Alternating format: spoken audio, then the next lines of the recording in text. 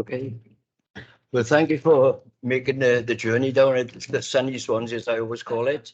There's quite a few of us involved in the anti-social behaviour work we're going to be doing. So maybe I think it'd be right if we go round the table just to get our names and for people to understand who's who, what you do, etc. My name is Teddy Hennigan. I'm Ward Councillor in Penderry, and I'm the convener for this particular working group. Michelle Roberts, Scrutiny Officer. Hi everyone, I'm Jane Whitmore. I'm the strategic lead for commissioning, but also got the responsibility for some of our strategic partnerships as well. I'm Julie Davies, Head of Child and Family Services. Morning, Paul Thomas, Community Integration and Partnerships and Antisocial Behaviour sits within the service area. Good morning, I'm Gareth Pritchard, I'm the Antisocial Behaviour Reduction Coordinator for the partnership.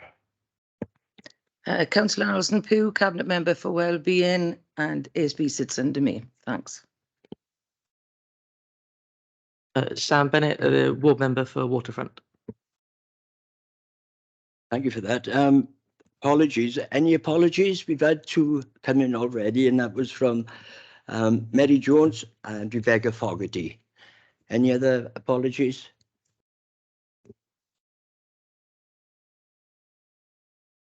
No.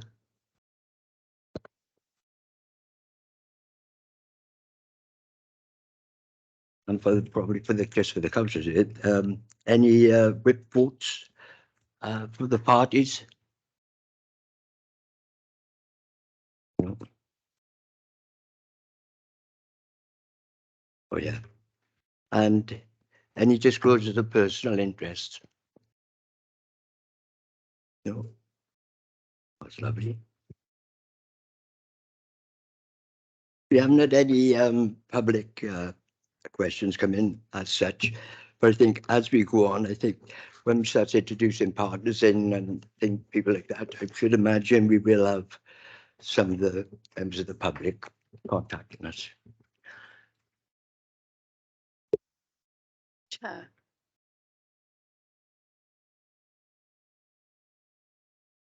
Just got. Chair, would it be possible for the people online to introduce themselves? Yes. Yeah. Would it be possible for the people online to introduce themselves? Would that be okay? For the people that are on the screen? Yeah. Thank you. I find that really helpful. Thank you very much. Just we don't know who, we might not know who some of them are. That was all. That would be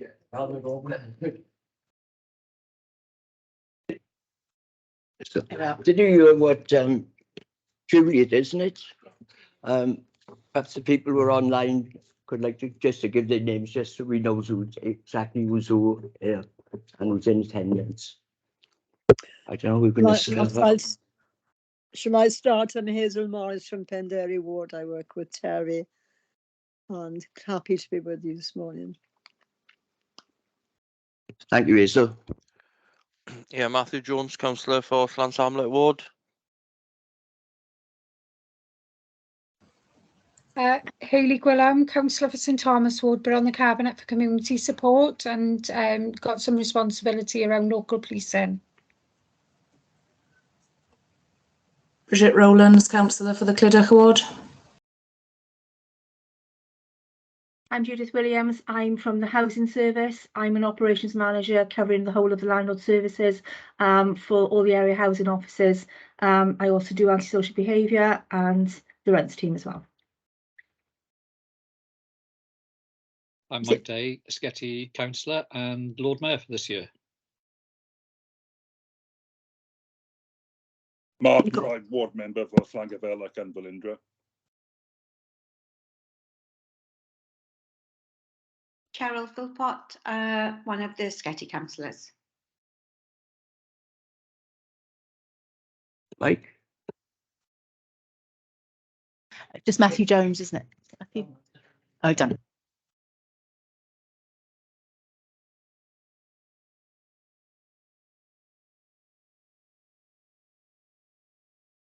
Next, we've got antisocial behaviour strategic overview. Invited to look at this matter is Councillor Alison Pugh, who falls within her portfolio. We have Julie Davis, who's come on behalf of Dave Howes, and we have Jane Whitmore, who's the strategic lead, and Paul Thomas, who's here, deals with the subject matter itself, and we have Gareth Pritchard, who's the antisocial behaviour officer.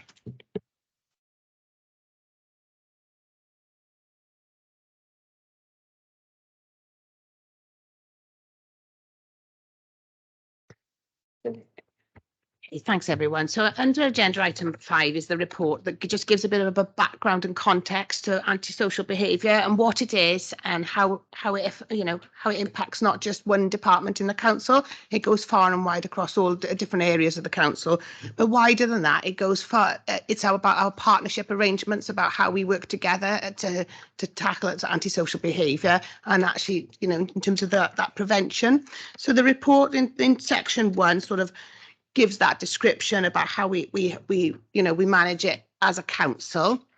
As we've introduced Gareth, we have one antisocial behaviour coordinator. So very much Gareth's job is to coordinate all of the different responses and activity that goes on, not just as a council, but as across the partnership as well. So, but he is only one, bless him, but he does it as very, very well. So it's really important that Gareth's here today to actually help us understand and work through the inquiry.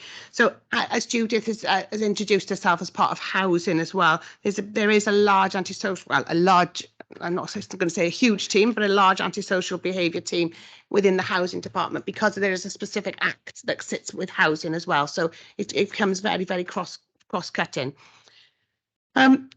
We do, as a Swansea Council, do have legislative powers to deal with antisocial behaviour, and they were reviewed and they come out of the Antisocial Behaviour Crime and Policing Act in 2014. So on the back of that, that looked at, so it was getting rid of all of the different kind of legislation that would have been around. I mean, there was dog fouling, and it was replaced by something different. So there's a huge raft of different orders and powers that we can enforce as a council, but actually it's rather than about enforcement, it's actually what can we do differently to work together to resolve the problem before it gets to an enforcement point.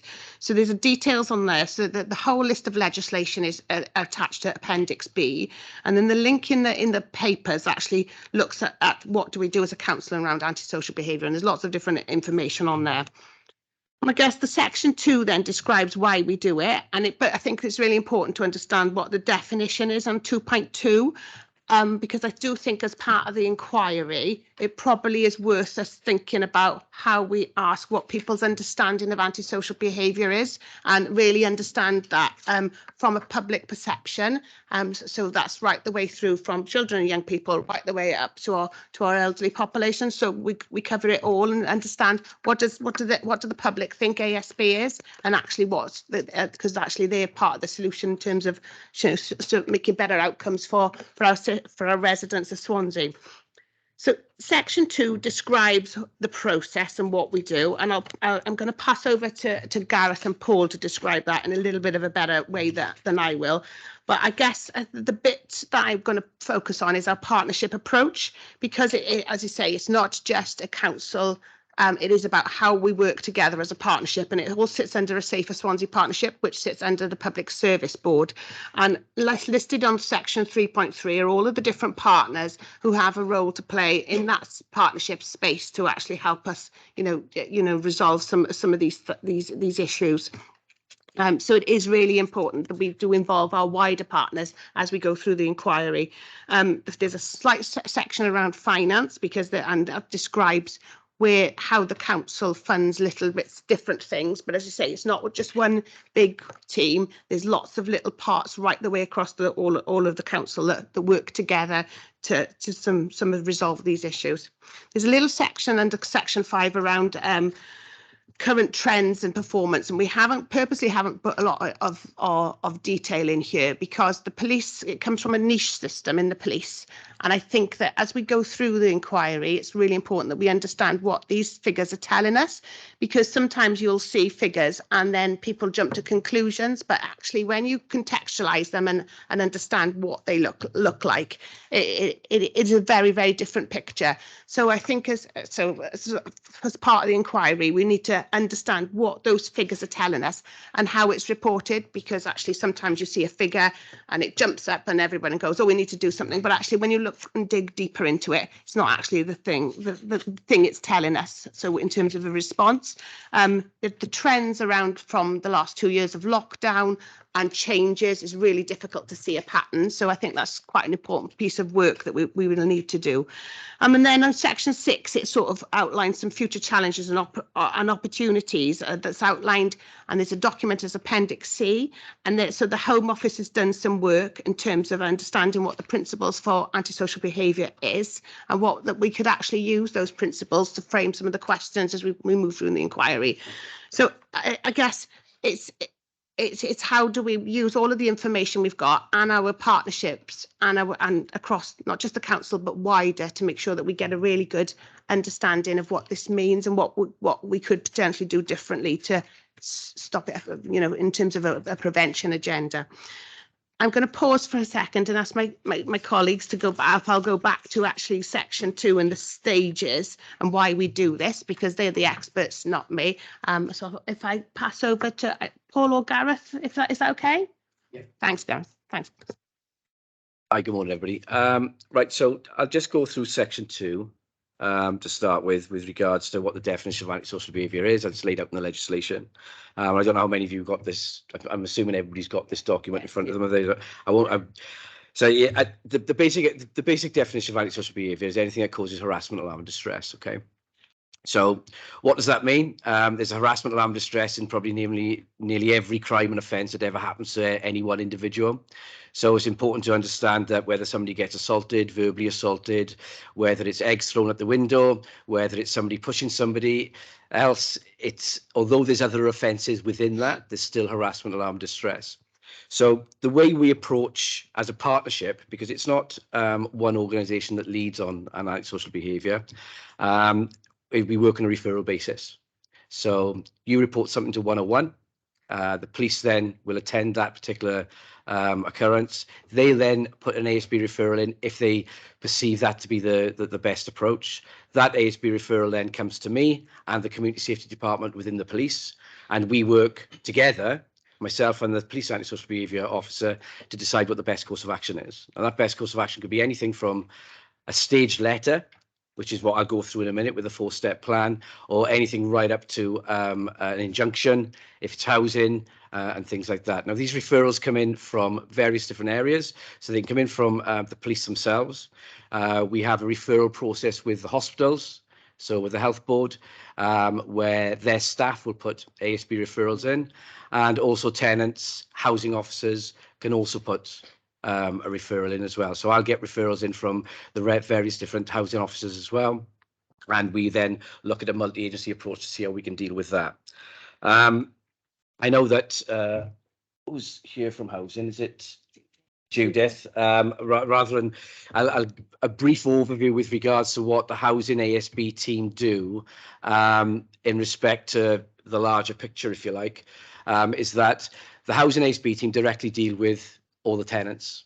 Any antisocial behaviour on the where there's any housing stock at all, or there's an impact on housing tenants, either by other housing tenants or by private residents as well, or by other housing associations, they will then the natural reporting process for a tenant would be to their housing officer initially. Now, whether that then, go on, Judith, sorry. Sorry, Gareth, we wouldn't necessarily take referrals from housing associations. That's their own responsibility to deal with their own antisocial behaviour.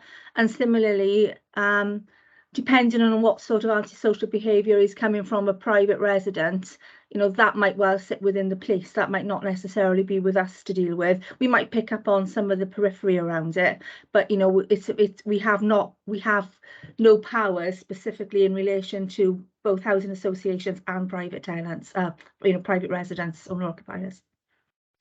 Sorry, I didn't make myself clear. I probably confused the issue Yeah. a little bit. What I meant was that when antisocial behaviour happens on any estate, right? Okay, if it's going to be a housing tenant, a council tenant, sorry, right? A council tenant is going to report it generally to the housing officer as the first port of call if they haven't already rung 101. So if it comes through 101, it comes directly to me. If it goes to your housing officer, the housing officer may well already incorporate the ASB team, but your housing officers will also fill in an ASB referral, which will also come to me. And without going into the intricate detail of what we do with regards to creating occurrences and everything else, that's the way the referral process works. With all of our RSLs, they deal separately with their own ASB. They'll have their own ASB process, but they've all signed up to the statements of policies and procedures, which we have as a partnership, which they've all signed up to as well, basically. So that process is all joined up through that particular document. So and what I was trying to highlight is that private residents will generally use the 101 process as a direct process to report antisocial behaviour. Housing tenants and RSL tenants will have that particular organisation to go to with regards to reporting it. And outside of that, following on from that, then an ASB referral will be created either to me, if it's council, to the police if they run 101, or to their individual registered social landlord. So sorry if I made that muddied the water a little bit there, but that's basically the process for that. So once those referrals come in, like I say, we take the relevant action. I'll go through the 4-step plan with you. So the first time anybody's reported to do any antisocial behaviour whatsoever, they'll get a stage 1 first warning letter. That'll include the detail and the location of where the antisocial behaviour happened, and it's a pro forma letter. It explains to them what the process is, what we accept, what we don't accept in that particular area, and what that could escalate to. That lasts for 6 months. If there's another occurrence within that 6-month period, that would trigger a stage 1 final warning letter. Don't get me wrong, we work on a case by case basis. So depending on the seriousness and whether there's an escalation, and other things which I'll go through in a minute, but basically they'll get a stage 1 final letter. If it happens again, then within that same 6 months, we will then look at escalating that to what we call a stage 3. That can be an acceptable behavioural contract with an adult or a young person. Anybody over the age of 16, they could have a community protection warning, community protection notices, and things like that. And if it escalates from that, basically then it's formal court action, which can be anything from criminal behaviour orders to injunctions, depending on the age of the person, depending on the activity, and depending on what the offence is. So there are a lot of different factors involved with regards to that decision-making process. But what's important to highlight is the caveat for my job, if you like, my definition of my role is early intervention and prevention. And that's right across the board through the whole organisation, not just the local authority, that's the police, that's the way we approach everything. We're victim-led, okay? That's important. It's a victim-focused approach, which is hopefully when we come later on with regards to the strategic approach of what we need to be doing as a local authority and as a partnership with regards to ensuring that we follow that process with regards to it being victim-focused. So take you back to that stage 1 first warning letter. A referral comes in, I don't just write a letter and send it to the parent or write the letter and send it to that particular individual. What we have the facility to do is we have access to the various different local authority databases. So things like Wikis, Childview, what's the other one, Cognisoft. Okay, all of these databases for young persons specifically now, because without going into the detail of young person's behaviour, it's really important that we tackle antisocial behaviour with young people at a very, very young age. Once they get over a certain age, that behaviour tends to be quite, it's harder to break that cycle, if you like, with regards to when they get to 15, 16 years old, and we've kind of missed the boat a little bit. So when we're getting referrals in for 10, 11, 12-year-olds, that is where we want to be putting in most of our resources. That's when we want to do as much intervention as we possibly can to help change that behaviour. So because we have access to those databases, I can find out if they're already open to services. If they're already open to services, who's working with them, what that work involves, and then I speak to that particular professional to say, look, this particular individual is working with you. They've been involved in causing antisocial behaviour within the community. We are victim focused, so we represent the community, if you like. You represent the young person. What can we do together to help deal with that particular young person's behaviour? If they're not open to services, we have what we call an early action team within the police. It's a group of PCSOs. You've got them in all of your areas, okay? And what I do is send them a copy of the letter. I task it to them through that database, and they will then go and do a follow-up call, okay? The idea of that follow-up call is for them to get a foot in the door to see if there's anything going on within the family that is of concern, if there's any safeguarding issues there, if that behaviour is because of what's going on in the family home, or if that behaviour is outside of that and there's extra-familial harm going on, okay? So they get to be that face, if you like, on that door whilst that letter is being sent to that particular individual. If they feel a need, then they work within our early help hubs within the local authority, and they will do what we call an early help hub referral, which will then open those services up to that particular family, that particular individual, if they consent and if they want that support in particular. So you can see that we try to trigger early intervention right from that first letter stage, no matter what that particular occurrence is. Sorry. Yeah, I'm going to get to the adults in a minute. But it's just important to understand that we get that first knock on that door and that early intervention. With adults, which I was coming on to, specifically with adults, the process isn't that much different, to be honest with you, right? I mean, we still follow the same process. I still send out a letter.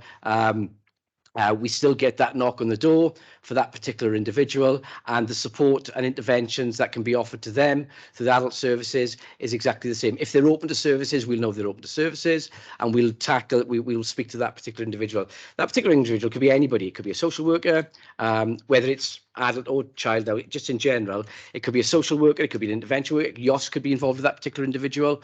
If it's youth, obviously, the police could already be dealing with that individual. They could already have orders in place. So we make sure that by working in conjunction with the community safety team, by working in conjunction with our contextual safeguarding team and our youth services and our child and family services, we ensure that, or we try to ensure, nothing's guaranteed, that we try and capture what we need to capture before dealing with that particular individual. And what that does then, that leads us to understand where we need to escalate with that particular individual, because we've got to take into consideration, especially within the city centre, which I'll come on to with specifically with the PSPO, but all our vulnerability checks that we do with a lot of our adults within the city centre that are maybe causing antisocial behaviour by definition, but obviously, but on a lot of occasions have a very chaotic lifestyle, are vulnerable themselves, are also victims themselves, and we need to ensure that we do the correct referrals for them to ensure they're getting the support before we look at enforcement. So there is enforcement right the way along the process, but it's very much low-level enforcement to start with to ensure that we do the vulnerability side of things as well. So we have things like the SV MARAC, and we put referrals in through them, and various other stage processes that we can do involved with providing that support for them. Explain the SD MARAC a little bit so people know what the MARAC is. Sorry, so you didn't take that one? Yeah. There we are, okay. Yeah. Just very briefly, the Street Vulnerability MARAC was set up in 2018. I chair it. It's multi-agency, both statutory and non-statutory in makeup. And what we look to do is provide support for our most vulnerable cohort of individuals who either choose to live on the street, those who find themselves in difficult situations where they may become part of our street community, but also those that just choose to congregate in the city centre. And it could be for a whole host of reasons. Some is for substance treatment, so Devodal and other commissioned services. They will be coming into the city centre to receive that treatment and support and engagement. And however, there is this cohort of individuals that need support. So what the SV MARAC will do is they will look at what the risk and vulnerability is to an individual.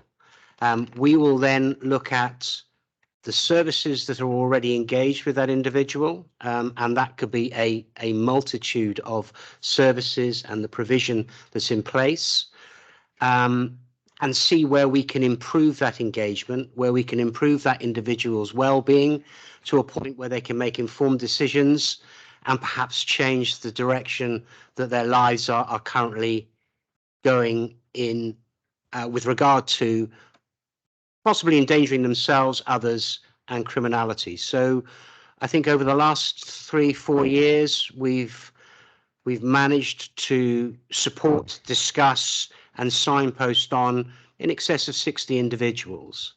There are some success stories of those that have accepted commission service support and engagement and now have tenancies and are now actually living a more stable life. However, there is a small cohort that have chaotic lives, and there are a whole host of reasons why, and there are also reasons why we need to change how we deliver those services. So through the SV Marriott, we've changed some of the outreach work. So we're actually taking some of those services out onto the streets, which has been a tremendous help in enabling people to access that immediate help and support. But sending letters to people who are street vulnerable, asking for them to attend a meeting at 9 o'clock on a Monday, is setting us all up to fail because of the chaotic lives they live. So there is a whole piece of work that is ongoing there with a whole host of partners that want and seek to change this, to enable, you know, these individuals to have that access to services. Don't get me wrong, there are others that whatever we offer, whatever we provide, they choose to ignore. And it goes then to what Gareth was saying, was that we will do everything we possibly can in partnership to support these individuals. However, if they choose to disengage or continue to do what they are doing, then they need to face the consequences of their actions, and that can be enforcement. But the whole purpose of the SV Marriott was set up to enable partners to work together more effectively in enabling that access to service provision to enable people to make better life choices. So bringing it back to, I've explained that 4-step process, if you like, very briefly. So the way, once that's been reported the way it is, everything is recorded on the police niche system, which Jane touched on very briefly, and that is the way that we record, report, monitor, and extract any data that we need to extract from that. Now, obviously, because the police database, it's police data. So as a local authority officer, I have access to it, but I don't necessarily have the permission to share that information without making the relevant declaration and asking them if I can get that permission to share with it. So depending on the environment, depends on what I can share, when I can share it, kind of thing, you know. But the point of that niche system is that it allows us to be able to identify our repeat victims, which is a separate process again, which is what the police would do. We have a repeat victim action plan process. So whenever somebody's a victim of antisocial behaviour, doesn't matter whether they're an adult, whether they're a child, whatever it may be, if they have 3 incidents within 3 months, it triggers this repeat victim action process, basically. What that does is a risk assessment's done. So a member of the community safety team or the neighbourhood policing team will go out, speak to that particular victim. There's a set of questions that they ask them. There's a scoring matrix, and depending on the score, depends on what that action plan will look like. So it's low, medium, and high. Very simple. It's a traffic light system, if you like.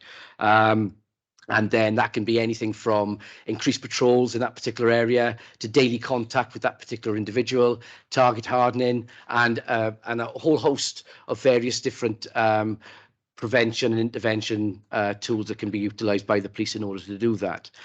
What would happen then is we evaluate that over a 3-month process to see whether things have improved for that particular victim, whether they are happier, and as that happens, then that particular action plan is modified, changed, or ended, depending on what the most appropriate action is. The same principle applies to repeat locations, if you like. 3 instances in the same location, that creates a hotspot, what we classify as an ASB hotspot.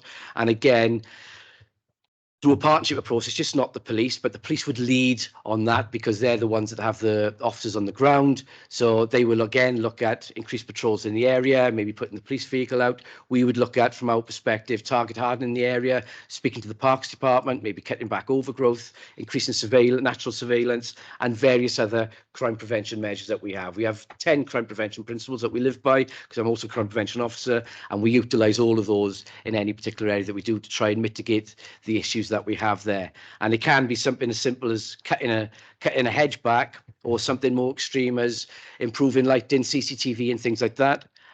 So you can kind of get the idea of the range of different things that we can actually do. And that then allows for any appropriate crime reduction principles. I'm just thinking what else I may need to cover on this particular area. I think you're done. Yeah. I think I've pretty much covered everything there, other than the PSPO. Really, I don't know if you want me to cover that now. Are you happy?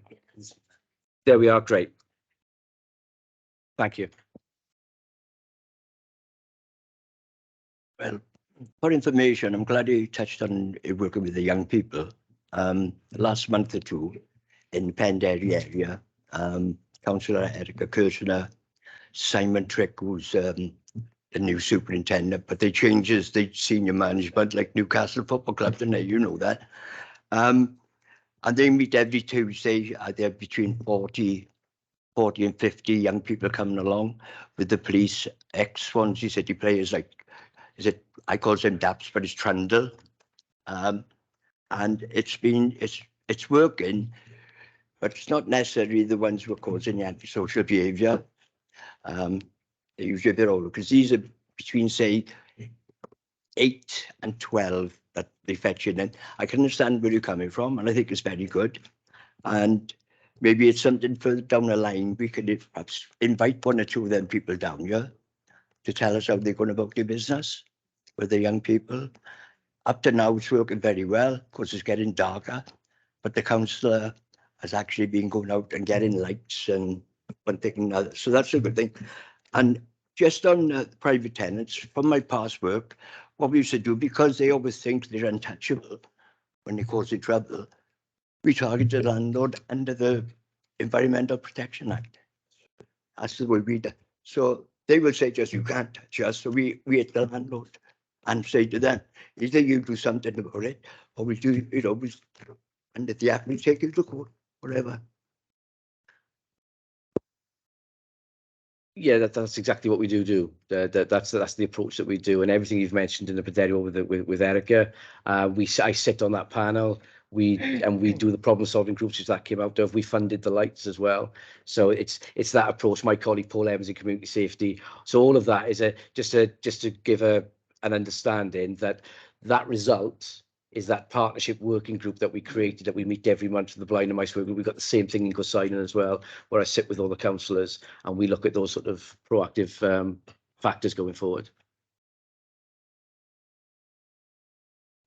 Yeah, can I just stress, that this is a multi-agency work. This really does depend on good partnership work, and and Gareth has gone through things and explained, and Judith is here from housing, and it really does need that joined up approach to tackle ASB. And like Gareth said, the younger the better, the earlier that you start identifying problems, the earlier things are reported, the earlier the intervention can be. And there are a whole range of interventions, and very often you do have to remember that very often this person themselves is a victim of some sort of harm, and may have a chaotic life, and so it is. And when Paul was talking about the street Marek, the people have chaotic lives. They're very vulnerable themselves. Like Paul said, you can't give them a 9 o'clock appointment on a Monday morning. It's never going to happen. You're setting people up to fail. We're now taking services to them. And for many people that you speak to out there, they will they will say that it's very hard to come to 9 to 5 services, to toe the line, and follow the rules like that, so the flexibility. And by having that huge partnership approach, it's the right skills for the right people, so if Evolve and early intervention team are in, they are the experts at that age, and if it's the police for something or Gareth for something, so it is Gareth will know the right people for it and make sure that people are supported through. So I just wanted to stress really, that, and perception of ASB is a difficult one. Lots of people will report ASB, but sometimes it isn't ASB. Do you know what I mean? And all that has to be worked through as well and dealt with, because to the person, the perception of ASB is what they feel. Do you know what I mean? So it's very broad, I suppose, is what I'm trying to say. And we need the partners to pull this all together and follow these principles. These principles are crucial. So if you could bear those principles in mind, Chair, as you go forward with your scrutiny and everything, that is what we need to stick to. Thank you very much. Thank you, Alison. Mr. Councillor Day. Thank you, and thanks to the officers for making the issue, being able to capture it, because quite a complex area, all in sort of fairly straightforward terms. And I was really pleased to hear that a number of the questions that I had coming to this particular meeting have already been answered, and particularly the focus on early intervention and prevention. And I think that's something that I'd like us to see being pushed forward in future. And maybe when we come on to the terms of reference and the way in which we're going to work, we can pick that up later. But there were just a couple of factual things I wanted to check on. First of all is that the point that Gareth made in relation to statistics, and the point that Alison just made in terms of perception, and quite often public perception is different to reality. So one of the things I would like us to be able to access sooner rather than later would be those sort of statistics. How big an issue is it? Are there particular hotspots in terms of places which Gareth mentioned, or repeat offenders, as it were, so that we know what the particular problem might be, and to be able to, I think, already start thinking about ways in which we can communicate the reality of the situation to the public. And linked in with that would be the idea of the public having an understanding of the 4-stage approach, which many people would not be necessarily aware of. The fact that there are sometimes legal constraints on us being able to take action against some of the perpetrators. So for me, it would be a question, I think, of looking at the statistics, and to see if we can identify any particular issues. Secondly, then, is we mentioned about the multi-organisational aspects of what we're doing, and I wondered how education features in this. Obviously, the work with NEETs, not in employment, education or training, comes into play here. And I just wondered, for example, if there are any views on how the increase in NEETs might lead to antisocial behaviour. Is there a link between reduced youth provision and increased antisocial behaviour? It's looking at those sorts of questions, which I think would be, for me, an important point. So I'd hope that we could perhaps have some involvement or engagement from the education department as well on that. And the final point then is maybe not for this meeting, but to come back to the officers and ask, what do you see as the challenges facing us in being able to deal with antisocial behaviour? What are the particular issues? Is it a question of resource? Is it a question of how effective the multi-agency working is? And maybe at some point we could have that particular issue. I was just wondering, for example, if Gareth is the only one in that particular post, what happens when he's on leave or ill or whatever? Does the work stop, or how is that covered? So, maybe for another time, but those will be some of the questions I'd like us to look at. Would Gareth want to come in or? Yeah, yeah. Needs thing first, like Yeah. start. I'll do the needs thing, if that's okay. I think it's probably fair to say, Councillor Day, that there isn't any evidence that would suggest there's a correlation between young people that are not in education, employment and training and antisocial behaviour. And Swansea traditionally has got a very low number of children and young people that are in that category. And with that group of young people, I think absolutely when we get to terms of reference, it's good to consider the direct involvement of education as a place where we can really hone in on understanding around prevention and early intervention, both with children and adults, which I think will be good to do. The other point about a link between antisocial behaviour and reduced youth provision, youth provision in Swansea has grown over the last year. It's just taken a different form. Obviously, compared to years ago, it's less than it used to be, but at the moment we have an increased offer of youth provision and we're reaching thousands more young people than we were pre-COVID, which I think is only good. And I think that's a good contributory factor to the prevention early intervention approach. Would be this is my responses to the particular queries I can help with. Can I also just as an example of the partnership approach and engagement, it's probably the third year I think that we've commissioned the use of a chalet in Oxford Street for the Christmas market, and that is a partnership chalet, and I think it goes live on Friday up until the 21st of December, and we've had a commitment from Evolve, from Barrod, from the Woolwich, my team, police and fire to be present at that chalet to engage with members of the community, and that's for a friendly engagement, and there'll be opportunities to make homemade Christmas decorations, but at the same time that's also about that engagement and the important engagement and asking those questions. And we've managed to actually obtain a Swans signed shirt, and if people commit to completing a very simple, straightforward survey, they'll go into a prize draw and they get an opportunity to win that. So we are thinking and working with the broader partnership. The 16 community engagement events that we delivered over the summer was very much us organising, but it was all about the services that made them successful. So Evolve and the work we do with the youth teams there and the engagement and just seeing it to actually play out in communities, in areas where we know we've had incidents and we know that we have pressures. I think picking up on one of the comments there is that I think probably some of the work needs to be done at home. There are responsibilities from a lot of people that they need to look at how they behave and how that may affect others in their behaviour. So I think I welcome those as part of the scrutiny going forward, and I'm sure that we'll be able to provide you with evidence that shows that we're doing okay. We can improve some areas, and probably there are areas where we do need to maybe start looking at things differently.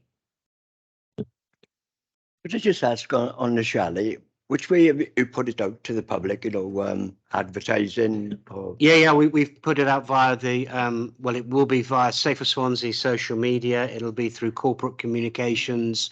Our cabinet member will be, if not already, will be making an announcement through the press. So yes, it's out there, and we just encourage everyone to go and say hello, and it's been successful in the past. We've also run an advent calendar over the years. We're going to do something different this year, which Gareth will be able to explain more about because I don't really understand it, about elves. But there will be messages on each day of an advent calendar with a theme of these naughty elves. And they will be from an engagement point of view and a partnership point of view, giving positive messages about how we can remain safe, be sensible.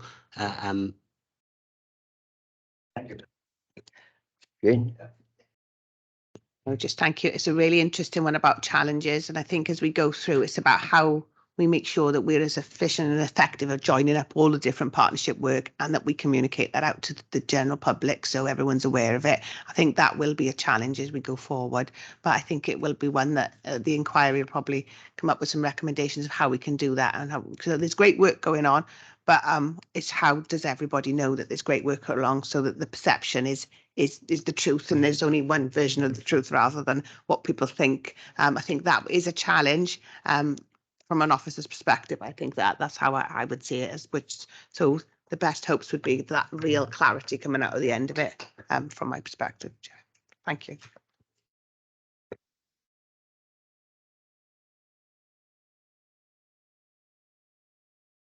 No. Sorry, just to touch on Councillor Day's first point on statistics and versus perception. From a crime prevention officer's perspective, that's always a big balance for us with regards to what information we release to the public without increasing the perception of and the fear of crime, whilst also reassuring that things are being done. So, for example, I wouldn't necessarily promote a particular area where there's a lot of ASB hotspot, because then that increases the fear of crime in that particular area, and they sort of counteracts a lot of the time what we're trying to achieve. But what we would do would be to promote the positive stuff that we're doing in that particular area with regards to target hardening that, and how that place is a better place to go. It's more safer because it's got better lighting and this, that and the other. So, and it's about providing those tools to the public as well with regards to communicating that to them, is how they need to be when they license particular services or particular areas. For example, when going through Singleton Park, because there's a massive fear and perception of Singleton Park at the moment, and has been. Whereas depending on the individual, if you feel relatively vulnerable, you may feel vulnerable in Singleton Park, and if you're not that kind of personality, then you won't. So we have to strike that balance between highlighting maybe hotspot areas, but also providing that reassurance and communicating that reassurance that they're, then that we don't have no-go areas within the city. Stats-wise, we can pull off various different statistics with regards to niche, and I can provide that information with regards to, how early intervention works, to show that where early intervention works and how that successes are, but also what work needs to be done in other particular areas as well. It's something we can look at to see how you'd like that presented going forward for yourselves, and what sort of information you would like it, because there's a whole host of things. I can pull out from numbers of letters to identified areas where we've had successes to the opposite of that as well.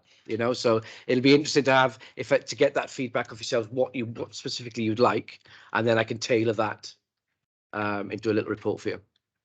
Chair, can I come back if you don't mind? I totally agree with Gareth. I think the statistics would be used for two different purposes. One would be internal planning and, for example, targeting resources, and just like to know how the information on things like hotspots and repeat offenders can be used, or is being used by the council and others to target. And the second then is, as Gareth said, highlighting the work that's being done in a positive sense, rather than saying, giving a message to the public, you need to avoid this area. I certainly don't want to see that, but it's the first which I think I would be more interested in. Yeah, and I'm sure we will be doing something on statistics and data, which will probably be a closed session.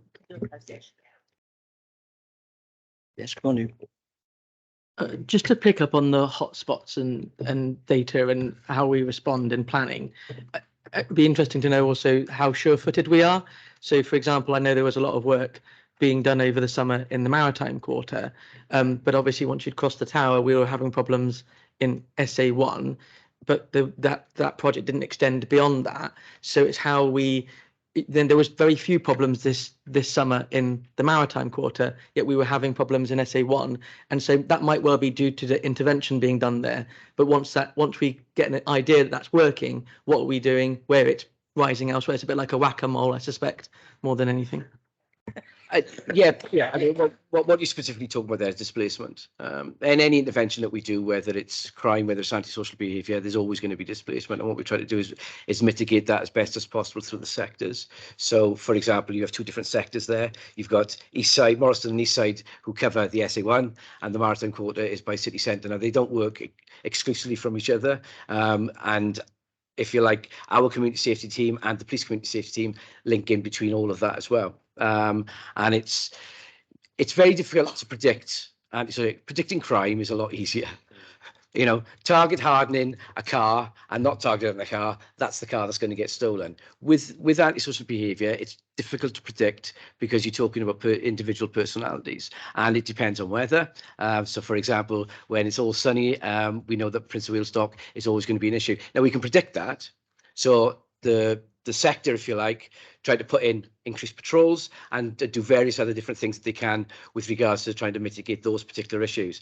And as you know yourself, like this year, that's then extended to other issues within that particular area because we've removed benches from that particular area as well, which in itself is not a solution. But it can certainly reduce for that particular period of time, that particular issue. So as much as I say we can't predict, we can look at seasonal issues. We can look historically at what's happened before. And if we can see that those things are going to be that particular time of the year, we can put those interventions in place. The displacement side of things, that's a little bit harder because when we put interventions in down, for example, St Helens Road, down by the restaurant on the waterfront, there's a whole host of places that displacement can go to, and we just got to be ready to not react, because I don't like utilising that word because it sounds like we're sitting back, not waiting, not doing anything. But we monitor that particular area, and we highlight that by working with all the agencies involved. So the work that was done in St Helens, for example, on Eastmouth Road, involved everybody from the police to the CMET team, youth services, child and families, a whole raft, so we can identify, and out of that we identified other issues with regards to hotels, B&Bs and young persons using them. So having that multi-agency approach is key to doing exactly what what you require of us as well. I hope that answered your question. You're good.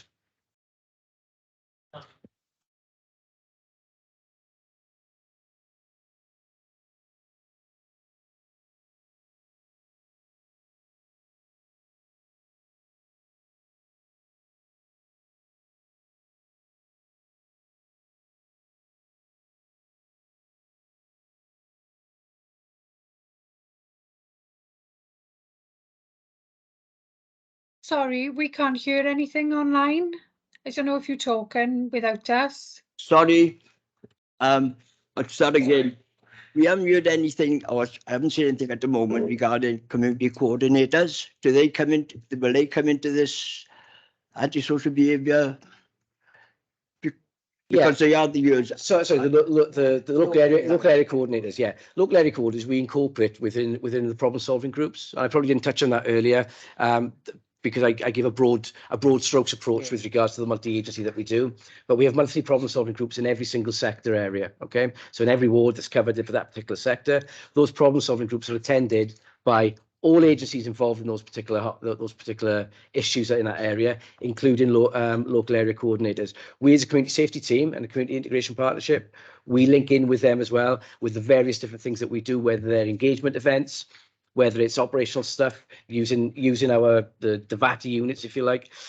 The simple answer, councillor, is yes, we do, without going into too much detail. But yeah, but that's not to say that we do it enough. And certainly, there's an input that they could have with this process as well, 100%.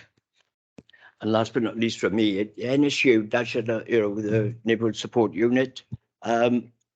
Are council tenants still paying £1 a week out of their rents towards the NSU, which is when it first started? That's what we agreed. I'll leave that for Judith to answer. Yeah, tenants don't pay £1 a week towards the NSU, Terry. I mean, it's just incorporated as part of their rent. Every tenant contributes to the NSU. I know that we've got a call for evidence, so we can include the neighbourhood support unit as part of that. Of course, the neighbourhood support unit is a 24/7 presence on council estates. It's a very small unit. They're not police officers. We use them mostly to sort of patrol in areas that we understand are a bit of a problem. They will attend noise nuisance incidents, when they can, but we will only have a very small number on at any one time. So when you're covering a city as the size of Swansea, they are a little bit limited on what they can do, but they are a hugely valuable resource for us in collating evidence, acting as independent witnesses sometimes, because that can potentially be a problem for us. So yes, I'm sure that we can pick up the NSU as part of our call to evidence. Thank you for that.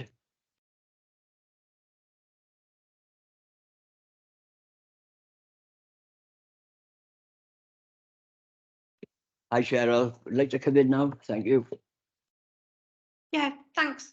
Just a question for Gareth. Gareth, you mentioned the monthly meetings that you have, and I know that with the local police, we have monthly meetings with the sector inspector. But to my knowledge, although it used to happen years ago, where we'd have meetings for multi-agency and specifically talking about antisocial behaviour, I've not known us to be invited to any of the antisocial behaviour meetings. So I just wondered, because you said it was multi-agency, I just wondered whether it would be helpful if councillors were involved, because that helps us to understand the perception and the, as Mike mentioned earlier, it's that understanding of what is actually going on and how many cases we've got in a particular area. And I know that for a multi-member ward, for example, like Scrutiny, there's 5 of us. I'm not suggesting that five councillors come, but even if one of the councillors was able to come along, I think it might be quite helpful. I know that when we had the meetings in the past, I think we used to have them up in the Cocket Police Station, that they were particularly valuable. Thanks. On your chain.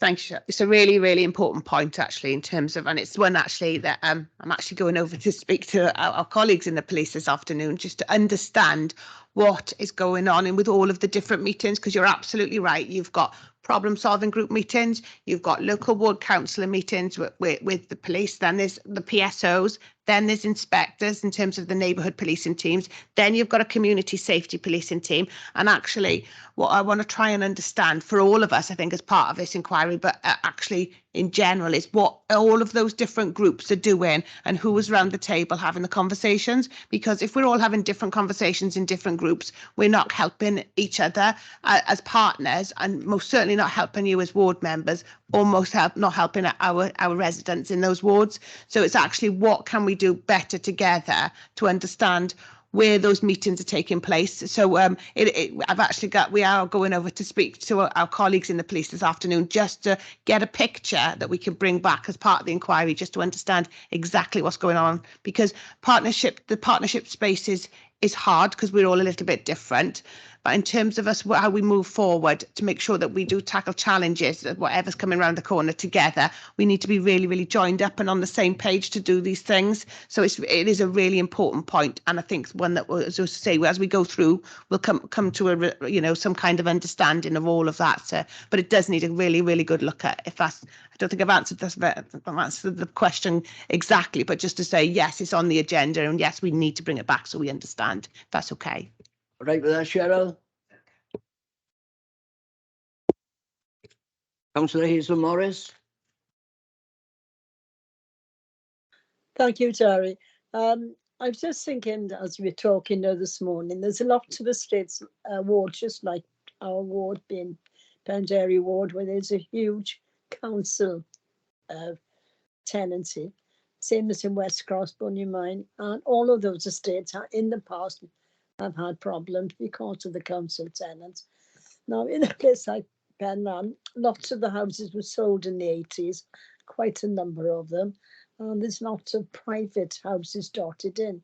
So I would say, if you look through the estate, there's quite a vast number of independent, one householder people. What are we doing for these? I mean, we got organisations for the council tenants. We've got organisations spread right through the ward. Do they include these sold tenancies? How do we organise them? How are they gathered together to come under the scheme of antisocial behaviour?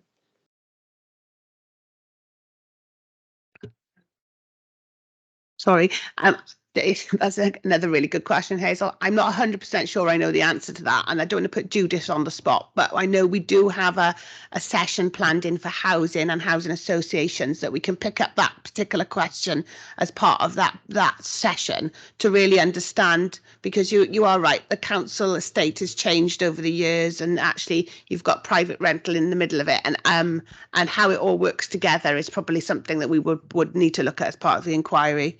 I'm really sorry. I don't know if Judith, if you want to add anything, but I don't know the particular answer to that one. Yeah, Jen, I think that obviously we do engage with local residents, you know, when they come to us. And I think that, you know, when we have, you know, residents meetings, you know, we don't exclude people who are either owner occupiers or who are privately renting. They all come along together. I think perhaps Hayley's had some examples of those recently, where, you know, we've had engagement events and everybody's welcome. So, you know, we can't, you know, if a private tenant or a private owner occupier is causing an issue within the community, it is very hard for us to take an approach to that because we have no sanctions that we can apply to them.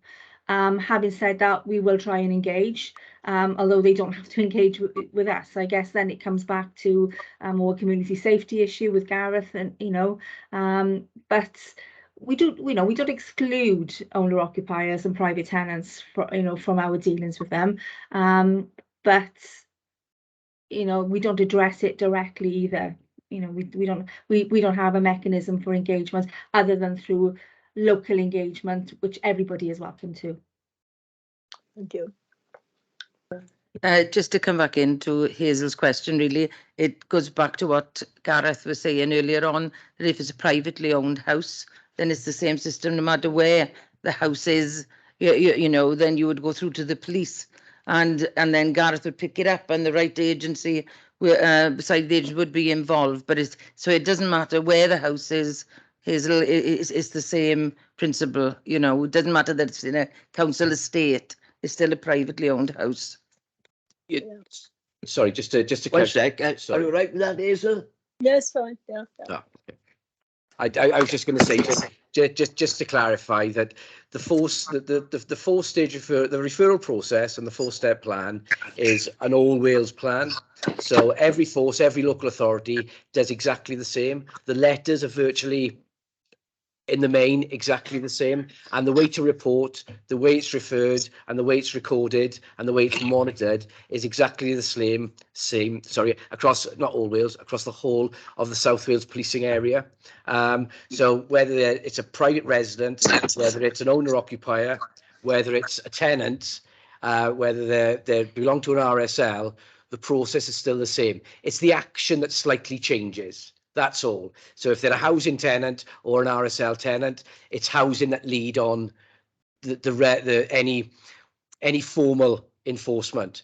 We still lead on all of the letters. Every council tenant who causes ASB gets a letter from me. Every private resident who causes ASB gets a letter from me. It's only with council tenants, I work very closely with the ASB team and the NSU. With private residents, obviously I'm working close, and the police and everybody else, but with private residents and homeowners, we're generally working with just us and the police. And with RSLs, I'm working with the RSLs as well. We'll still send a letter out to somebody who's under Pobl housing. It doesn't make any difference who they're with, but the process will be the same right the way through. It's just who leads on the formal court action, which comes to Councillor Day's question earlier, without going off piste, about challenges going forward. We've got the same challenges now, and I hate to say this, but I'm going to be totally transparent with it, as I've had since I've been in post, is that when it comes to formal action for homeowners, like myself as a homeowner, there isn't a lead agency that's going to do a lot to me once it gets past the informal stages. Serve me with an ABC, serve me with a CPW maybe, nobody's going to take an injunction out on me, nobody's going to evict me. So that is where we fall down a lot of the time, especially with private tenants as well. It's a very difficult, it's all because we don't have a budget. It's just me. A lot of other areas will have an ASB team, have an ASB budget, and they have an enforcement and a lawyer. Whereas we are reliant, Swansea Council, and a lot of the other councils are as well in South Wales, are reliant on the housing legal team to take housing enforcement. So it's only housing tenants that can be looked at for injunctions and things like that, because the police won't do it either.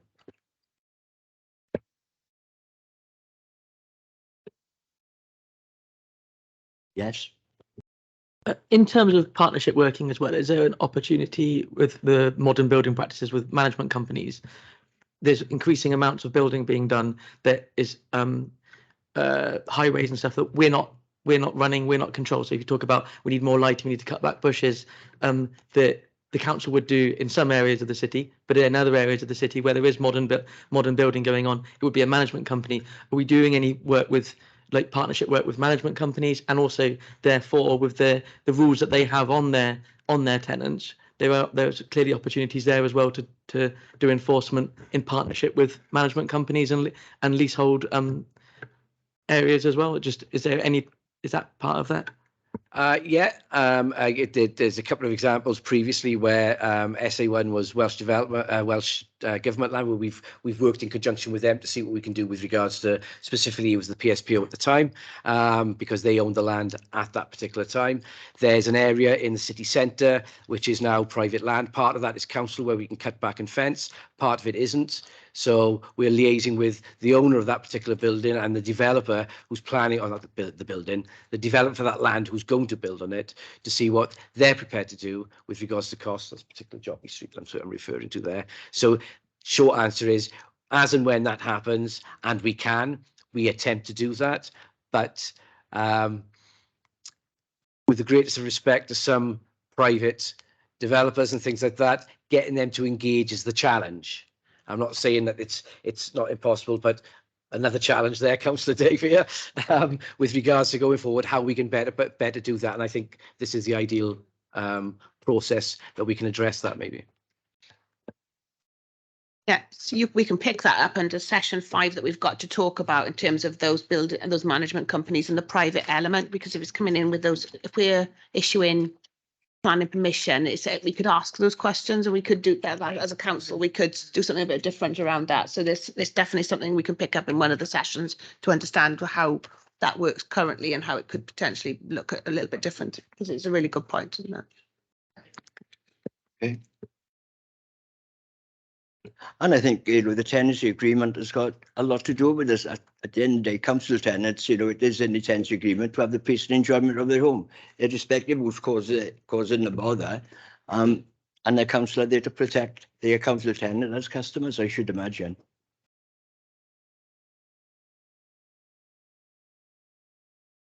Terry, sorry, I've lost my hands up here. I can't find it. I was just going to come back. In terms of enforcement action in relation to the tenancy agreement. I think that we've always had challenges around taking possession proceeding actions with a view to eviction.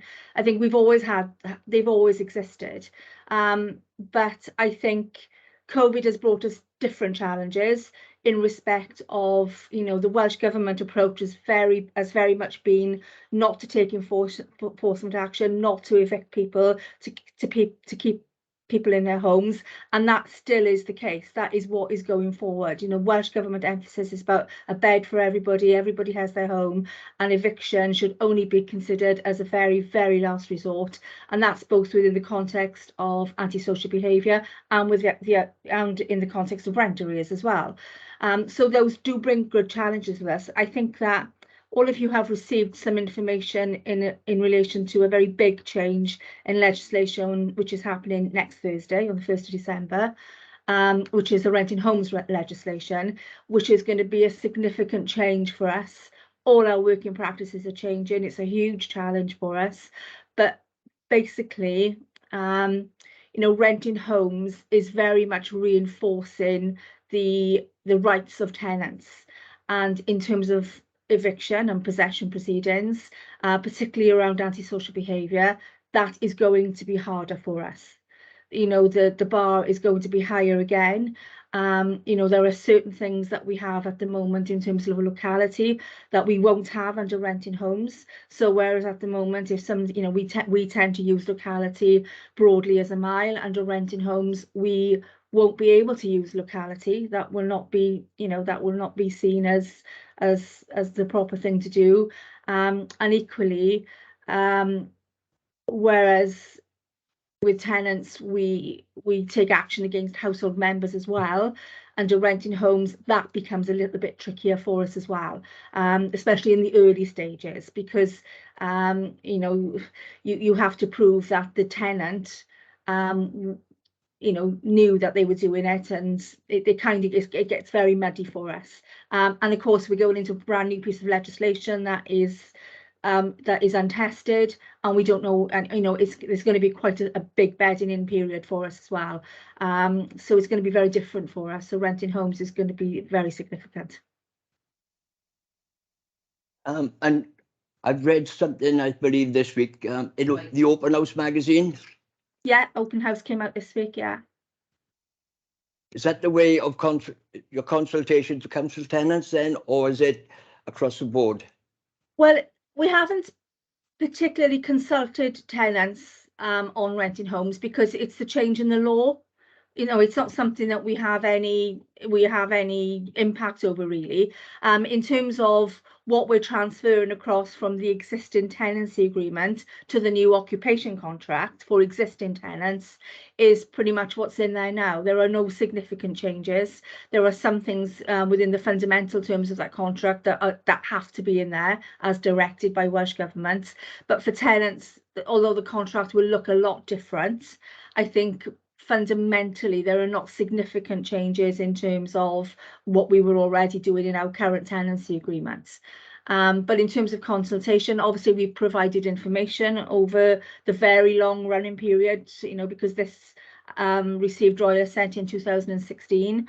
So there's been a long running period, but now that it's here, it is more for information because it is legislative rather than something that we've chosen to do. Thank you for that. Anybody else? Any other questions? Any other questions before we move on? Okay, the next issue. Yeah.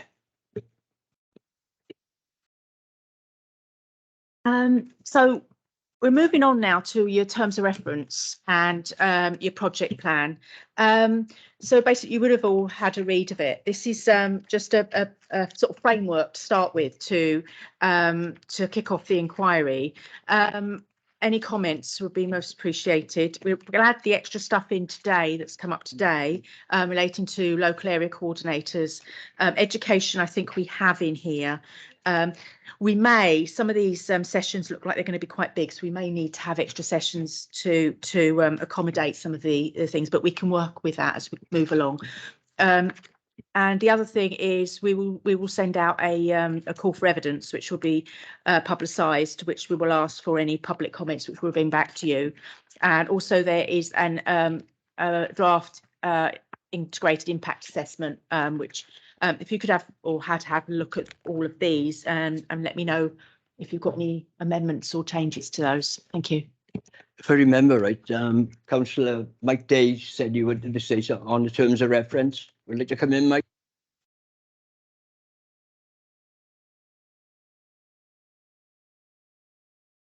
Close them, I think. It's moved, is he? You're muted. I'm back on now. Can you hear me okay? Yeah. Yeah. So it was just to include, there's a reference to information, I think, in the terms of reference, but just going back to that particular data. And in terms of the overall terms of reference, I think just at a kind of a higher level, my feeling is that one of the reasons that we've been doing this is to actually promote social cohesion.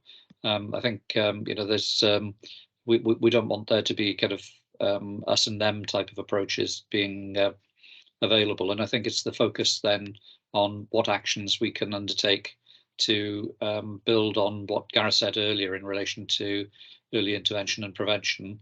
And the final point is, you know, if we can have from the officers some idea of the challenges that they face, or the challenges that we face as a council in terms of looking at dealing with this particular issue. And I think as we face tighter resources, you know, what are the benefits, if I can put it like that, of putting extra resource or maintaining the existing resource, and whether it's possible to have any idea of that kind of cost benefit analysis in relation to whether the investment in a small amount in this area will actually produce much greater outcomes, not just for the council, but also for other agencies involved.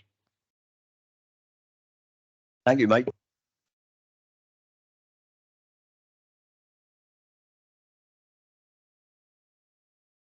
So, are we saying that there's no more questions coming in? So, are we saying that you're happy with the terms of reference? Yeah, I think they're very clear, and thank you to Michelle or whoever put them together.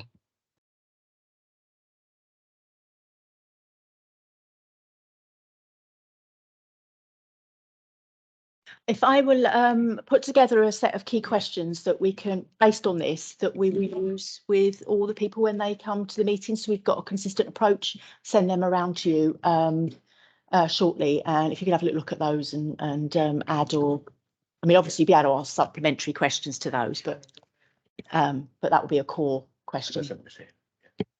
And will we be having all the meetings here, or are we prepared to go outside for certain meetings, perhaps like we did with the communities? When we done the communities, we had meetings in all community centres, well, half a dozen community centres.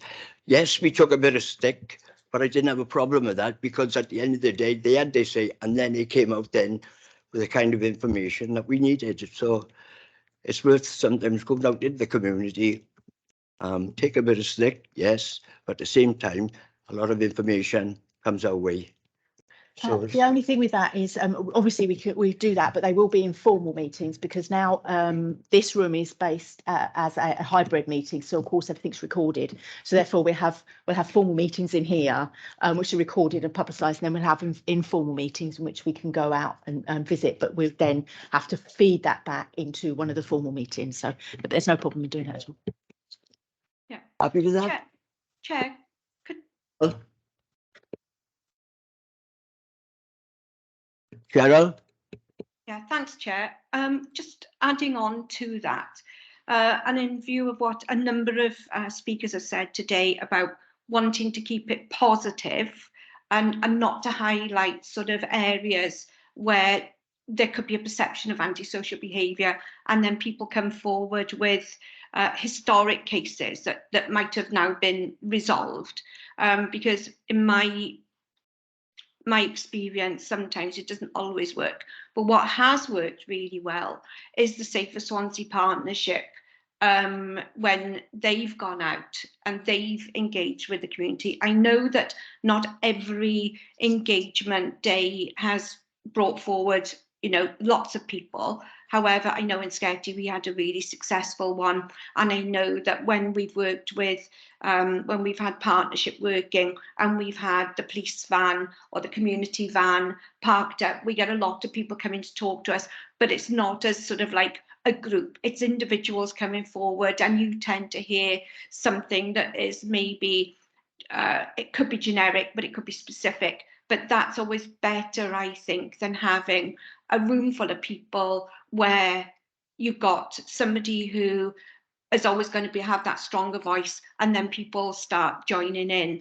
And I don't think it gives a positive, it doesn't give a positive view of what we're doing, because I think that, obviously there are, I've written a couple of questions down here just sort of like, to give to Michelle, but I do think that we need to keep a positive view. So it's not that I want to disagree with you, Chair, but I just put that as a caveat. Thank you, Cheryl. No, thank you. Thanks, Chair. Thanks, Cheryl. I think that's really important in terms of, we've probably got an awful lot of information, Paul, I'm looking at in terms of those community engagement days and the things that people have already said. So rather than them ask them again and put them in that very formal situation, it's actually utilising all of the different things of evidence we can bring into the inquiry to hear those, those incidental conversations which are so important for community engagement, rather than a big formal event where there's loads of stuff we can bring in from that. I think it's really important.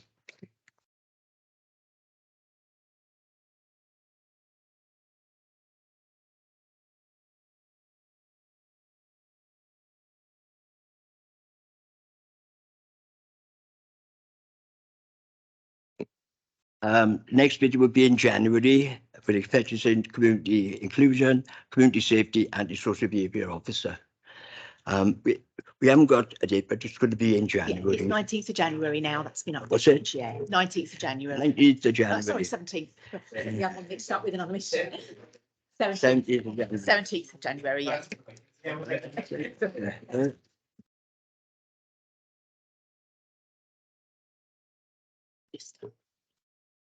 Sorry, Chef, for that one, in terms of the bits of that are not covered in other sessions on that project plan, because it's around the community safety partnership. So we'll bring in sort of the work we're doing in terms of street vulnerability, MARAC, the local area coordinators, and even touch probably upon the evening and nighttime economy. So I'm thinking of the groups that feed into the Safer Swansea partnership. So and do something around the data, as Mike asked for that one as well, so that we can bring that in there. It's going to be quite a big session, but I think it's important to bring the other bits that don't fit anywhere else so that we hear all of those elements in, I think. Is that okay? Go on, Paul. Thank you, Chair.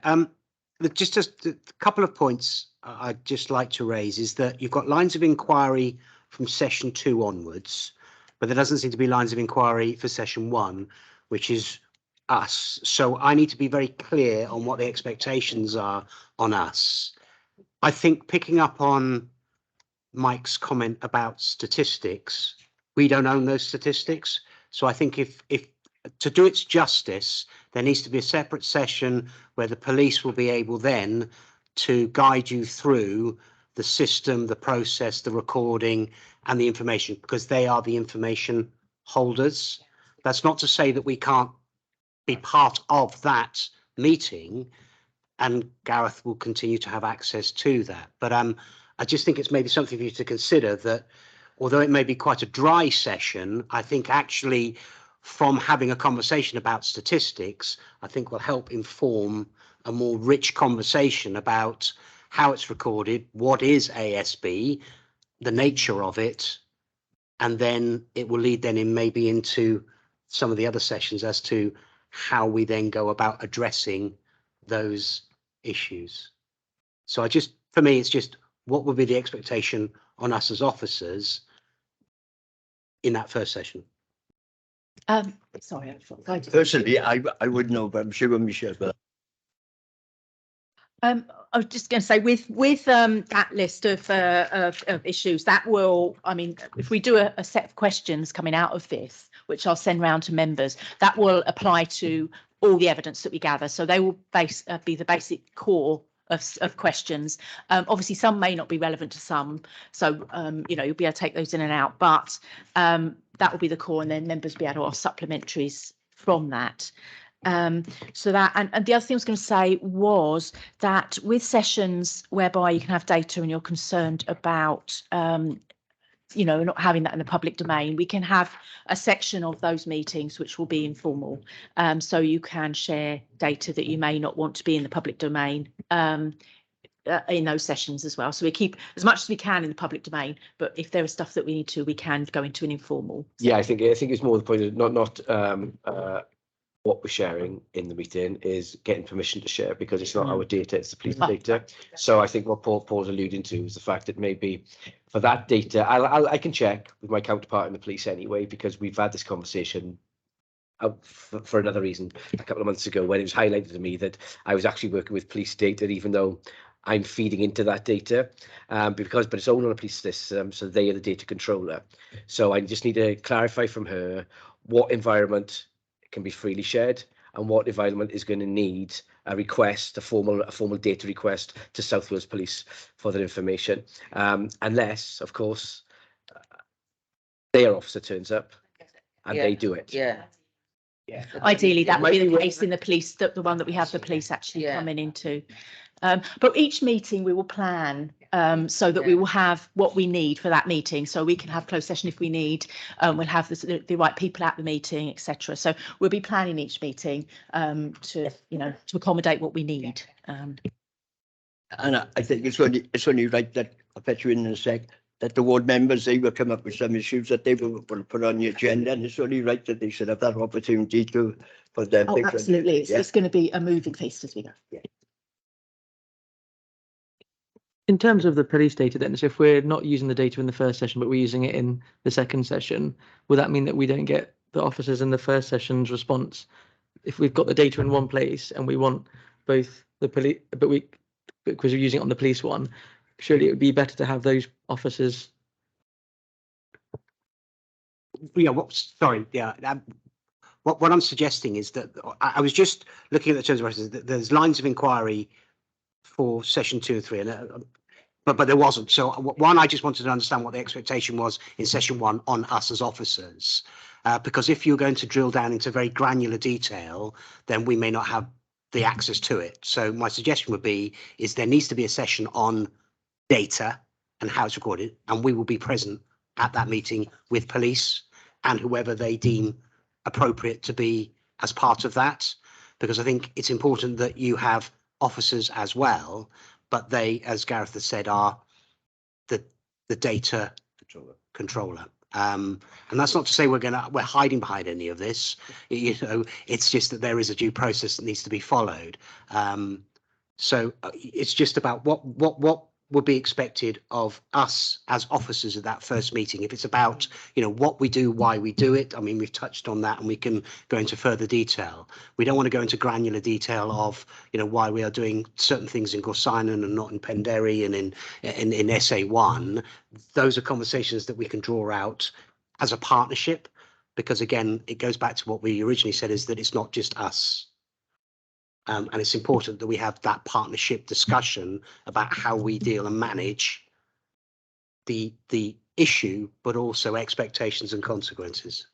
I'm just saying that you know, what is available now. I mean, the first meeting we could do any information that might be available now, because obviously we've got to give the police plenty of notice and we haven't contacted them yet. That's why we put them in February. But we must have information that's available now from partnership you've already available. So that is already in the public domain. So some of that can come, can't it? Whatever you think's most appropriate and what members want. But then when we go into the police session, then that will drill down into that much more. You may have more questions for the police based on that as well. And, you know, when people talk about antisocial behaviour, straight away they look at the bad things. I think it's time, you know, that we actually put out the good work that's being done, you know, with the City Council, Swansea officers, different departments. I know there's a lot involved, maybe too many sometimes, I will say, but I think we should promote the good and the bad and the warts and all. And I thank you for everything that you've come along today. As for the police meetings, I would say Simon Trick, the superintendent, he's doing a lot of good work in Penderry. Yes. Sorry, Chair. Yeah, just excuse me. Sorry, Chair. Just to clarify, Simon Trick is just the sector inspector for Penderry. He's an operational inspector. He's not the chief inspector. I would suggest that if you're going to invite, because if you're going to invite one inspector, you're going to have to invite all 5 inspectors. I think what you're going to want to do is invite. No, I would not. Mark Bryers. Mark Bryers is the antisocial. He's the chief inspector. He's the acting up here. Sorry, right? Yeah, sorry. Okay. So anyway, he's the antisocial behaviour lead for South Wales Police. It needs to be him and Hayley Griffiths, rather than individual sector inspector. All I'm saying is that Simon Trick is doing a lot of good work on the antisocial behaviour on Broughton Avenue. Yes. Oh, right. Yeah. That's for the guys above it. As I said, senior police at that level seem to be changing. More time than I was. Executive officer, so I don't know. But thank you for that.